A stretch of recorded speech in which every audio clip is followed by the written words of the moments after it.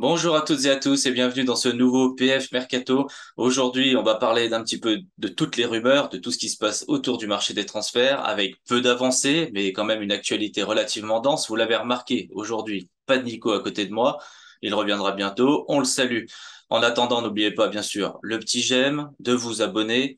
Et c'est parti. Premier dossier, Leandro Paredes, milieu de 28 ans, arrivé en 2019 et en contrat jusqu'en 2023, longuement évoqué du côté de la Juventus et apparemment le dossier serait toujours en cours, même si cela n'avance pas beaucoup. Et bah du coup, Gianluca Di Marzio a assuré que les choses n'étaient pas finies avec la Juventus, mais que l'AS Rome pourrait être tenté de recruter Leandro Paredes si toutefois ça ne marchait pas du coup avec la Juventus. Voilà, c'est un dossier un petit peu compliqué. Leandro Paredes est un joueur qui joue régulièrement puisqu'il fait des rentrées en jeu. Il est dans le groupe 1, pas dans le groupe 2, donc fait pas partie des indésirables les plus prononcés, on va dire.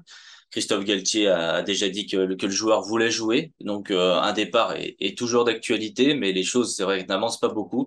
Et maintenant, avec l'AS Rome qui arrive un petit peu dans la danse, voilà, on peut penser que la fin de mercato va être agitée. Deuxième dossier, Mauro Icardi, attaquant de 29 ans et en contrat au Paris Saint-Germain jusqu'en 2024. Voilà, pas beaucoup de sollicitations durant ce mercato, mais il semblerait que là, dans les derniers jours, ça se décante un petit peu. Voilà, Nicolo Schira, le journaliste, a assuré que Wanda Nara et Galatasaray devaient avoir une réunion pour un prêt pour Mauro Icardi. Il avance aussi que le club turc prendrait en charge 3 millions d'euros du salaire d'Icardi et que le Paris Saint-Germain prendrait le reste. Voilà, c'est des petites avancées, des petites discussions. C'est un dossier extrêmement compliqué parce qu'on sait que le clan Icardi ne veut pas y perdre dans ce départ du Paris Saint-Germain. Donc il y a une volonté de trouver le meilleur deal.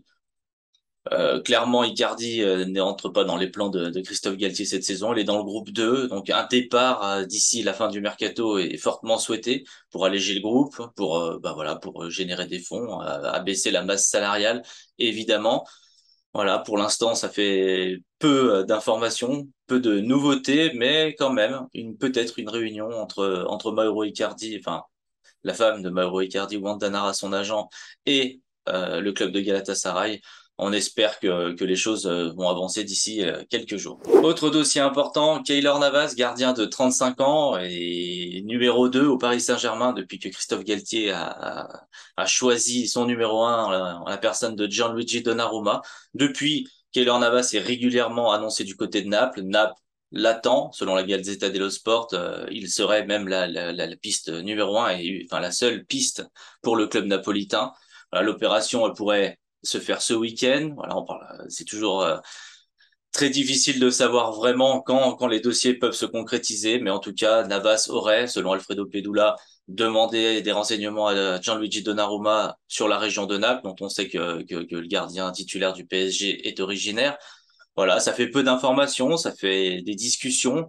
Naples attend son numéro 1, Navas est prêt à y aller, il veut jouer. Donc on attend toujours pareil les plus amples informations. Quatrième dossier et pas des moindres, Ander Herrera qui ne cesse de démentir voilà des informations à son sujet et c'est normal.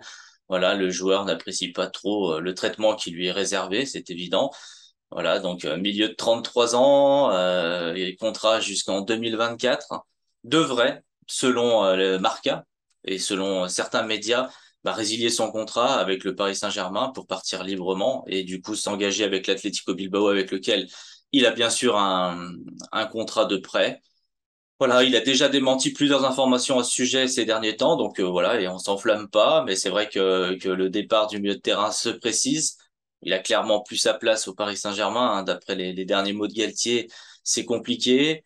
On le voit pas être réintégré au groupe, ça serait quand même très compliqué. L'Atlético Bilbao le veut, l'Atlético Bilbao ben, n'a pas trop d'argent, donc la résiliation avec le Paris Saint-Germain est sûrement la meilleure option.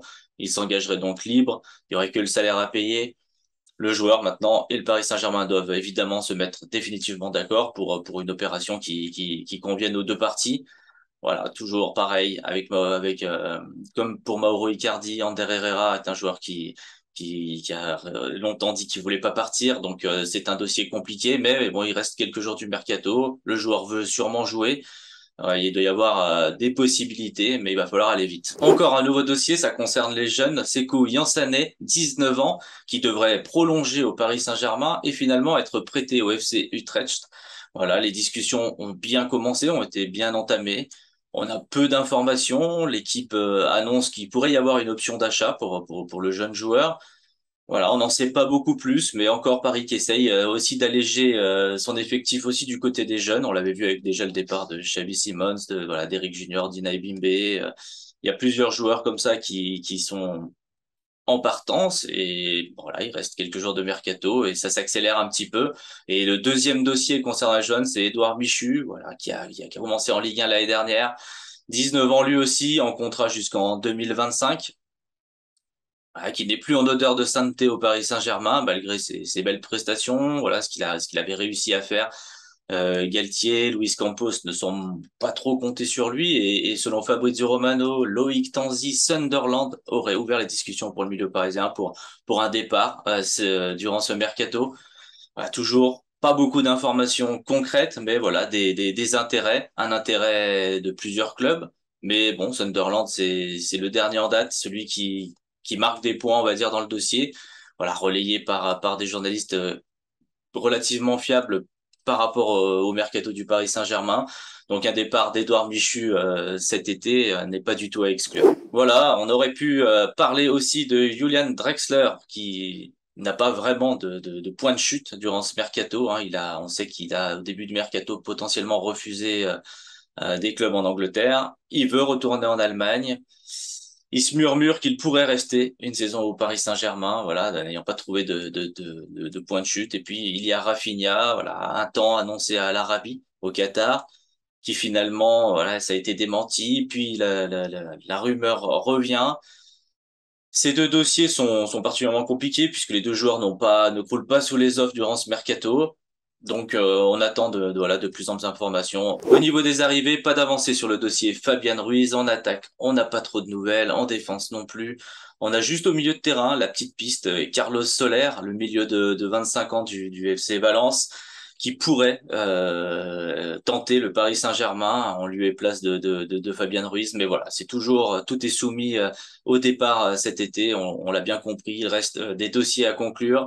On l'a vu dans la première partie de la vidéo. C'est pas simple pour le Paris Saint-Germain. En même temps, il reste très peu de temps. En tout cas, moi, je vous remercie pour aujourd'hui de m'avoir écouté. On se retrouve, j'imagine, très très vite puisque le mercato ne s'arrête pas. Voilà, merci à tous. N'hésitez pas à commenter et à très vite.